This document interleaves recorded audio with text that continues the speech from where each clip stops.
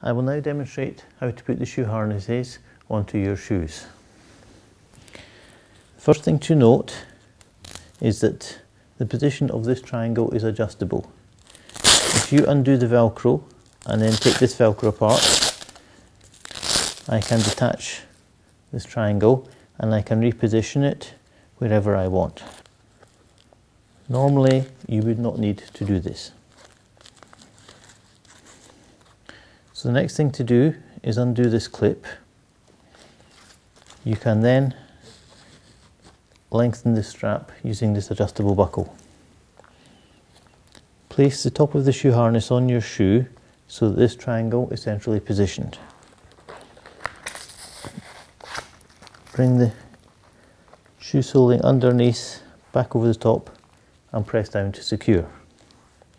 Next, take this strap, bring it around the back of your shoe and clip in place.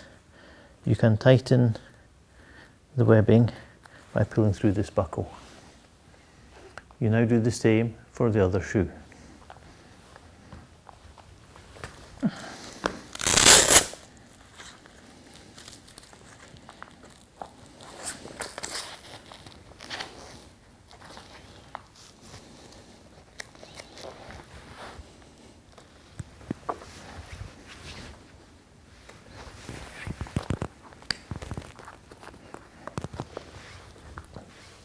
The exact position of this shoe harness will depend on the disability in your foot.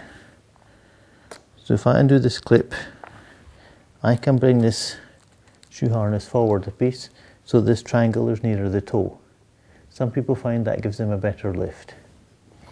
I would then simply reattach the webbing. Alternatively, other people find that having it further back towards the ankle is more beneficial, and that is because they're much more lifting the foot rather than the toe.